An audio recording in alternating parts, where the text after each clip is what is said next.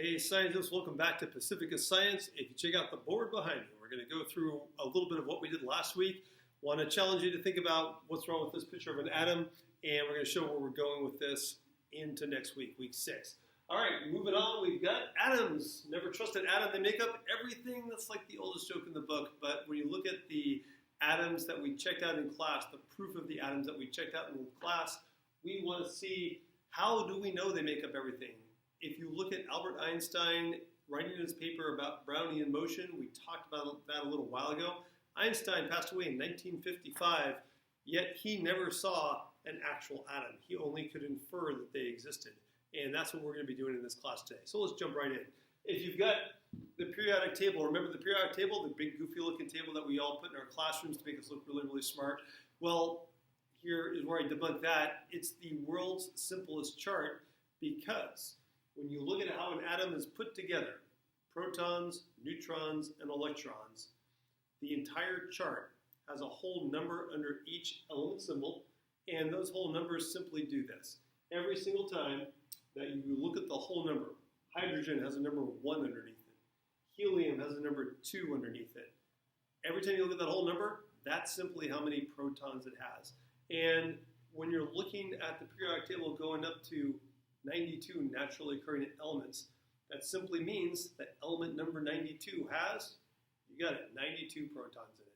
You know, lithium is number 3, 3 protons. One thing that you check out as you move across the periodic table is you've got very different behavior of different atoms. For example, in class we gave the example between hydrogen and helium. Helium, lighter than air, it floats. That's why we have it in party balloons. It's inert. That means if you are having a party somewhere and you have a bunch of helium balloons and the balloons get too close to the birthday cake, if the candle catches the balloon on fire, well, it pops and the helium floats away.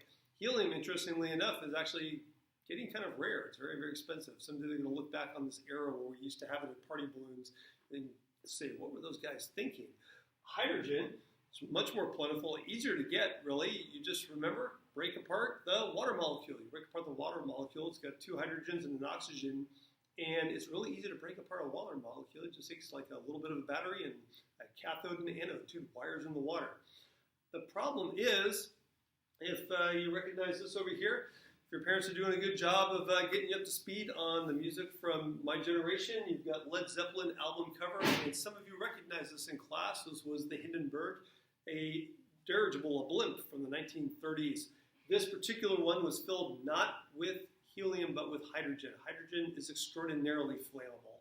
And the reasons why this was filled with hydrogen, that's for another class, but the hydrogen in here somehow or another got sparked and it blew up. That's why we don't put hydrogen in party balloons. You go down and have a birthday party, and you've got a bunch of candles out there. You would have, a candle catching a balloon on fire by accident. You have people blowing up all over the birthday party. That would not be good. So if you check out hydrogen and helium, the only difference between them, you look at a hydrogen, it's got 1 proton. You look at a helium, it's got 2 protons. Neutrons are kind of interesting. We represented neutrons with a circle with an N in the middle of it. Neutrons, we call them the Twinkies of the subatomic world. Why? For our purposes right now, they essentially just add weight. They do other things. They kind of help hold the nucleus together. If you look at neutrons, though, if you have, down the glasses for a second, if you have 1 proton floating around in space, 1 proton floating around somewhere, you've got hydrogen. 1 proton, that means it's hydrogen. No neutrons, 1 proton cruising around, but then you've got a proton and a neutron cruising around. Well, it weighs twice as much now because protons and neutrons weigh just about the same, but it's still hydrogen. Okay, now you've got 1 proton and 2 neutrons floating around. Again, it weighs even more, but it's still just hydrogen. Why? Protons are the key factor. It has 1 single proton, that means it's hydrogen. So when we're learning a little bit, again, we're not going to go too deeply on it, but we're learning a little bit about the periodic table. That is the key thing to remember for this class. The number of protons determines the element that you have. That is the most important fact about the periodic table in here. Keep in mind when you see these pictures in your book, there's a picture very similar to this in your textbook. It shows 2 protons, 2 neutrons, electrons zipping around on the outside. Electrons are much, much smaller than the protons and neutrons, by the way. But when it shows this, it's just a model. It doesn't really look like this in the real world. And I was challenging the students. Don't want to hide the answer from you, but I want you to think about it. You can pause the video. What's wrong with this picture? In other words, when I say what's wrong with it, based on what we've seen so far, the reason we had to know a little bit about charge is because our book jumps right into talking about solutions. It talks about a salt solution. You've got a positive and a negative charge on the water molecule, and it pulls apart the salt. If you're looking at this, we did talk at one point, and go back on those notes, that like charges repel each other, like 2 pluses don't like each other. Opposites attract, and you've got a positive and a positive here in the nucleus. This is where you get to, okay, I'm glad you're taking your notes and you're dutifully writing it down, but always kind of have a skeptical mind on these things. Say, okay, I understand that this is a model. That doesn't seem like it should work. You've got 2 pluses on the inside. Why don't these pluses stick to those minuses? They're opposites. Why don't they attract each other? Again, this is a model. We'll go into more detail. You'll go into this in more detail later on. But a quick answer, based on things that we've seen in class already, would be, one thing is the neutrons in the nucleus kind of help shield those positive charges a little bit. They help hold the nuclei together. Also, go way back on your notes. Remember, our notebooks build upon themselves. We talked about the 4 forces of nature. The very first one on that list was the strong force. The strong force is a force of nature that helps hold the nucleus together. It keeps those protons very, very close. So that was one of those things I wanted you to think about. In other words, we're learning about the periodic table just a little bit. We'll go into it in more detail as we go through the year, and especially 8th grade and high school and beyond. But keep in mind, when we have this in our textbook, it's just a model.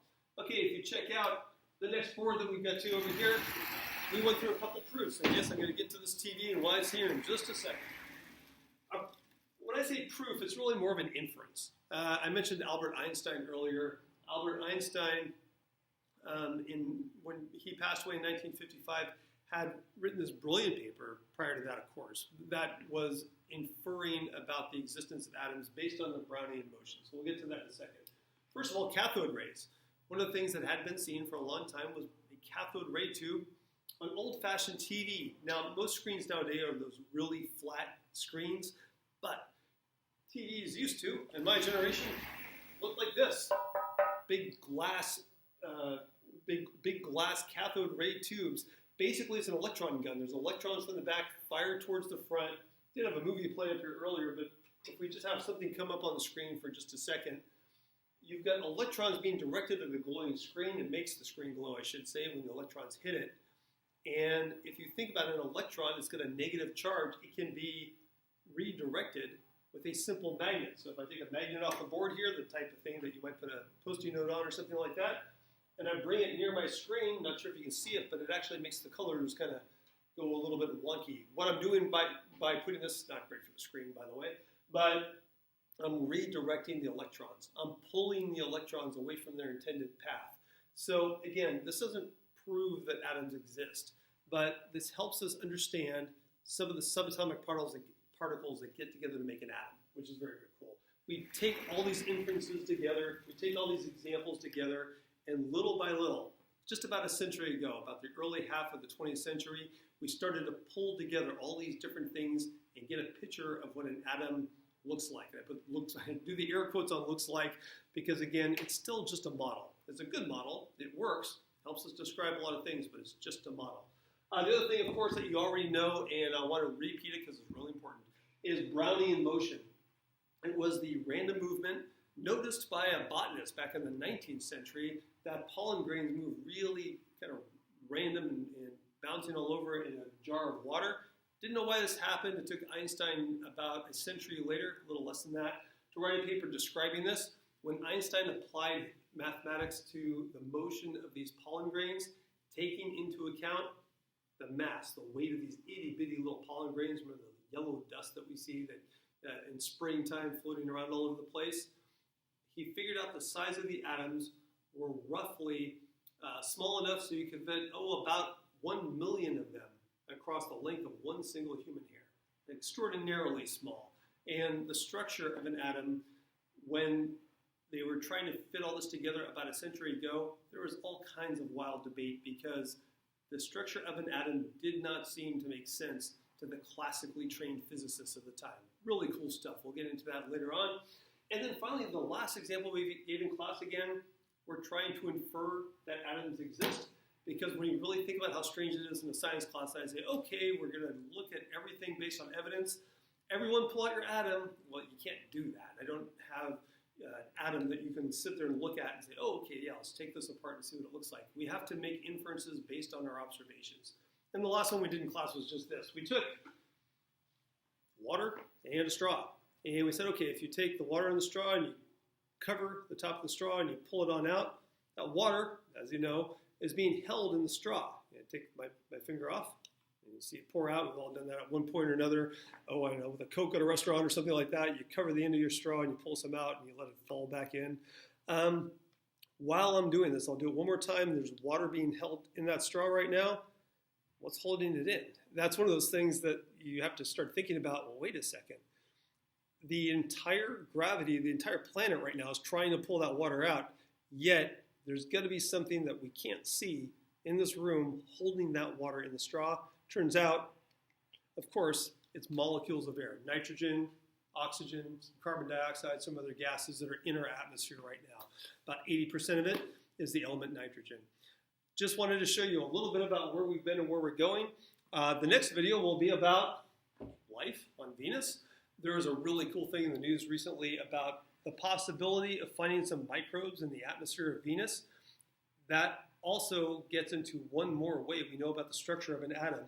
They were able to check out the molecules in the atmosphere of Venus based on the light that we see coming off of the atmosphere. So we'll get into that next time, but if you want to go read ahead a little bit about that, just Google, using it as a verb, go ahead and do a computer search, do a Google search on life in the atmosphere of Venus or pyrenes in the atmosphere of Venus.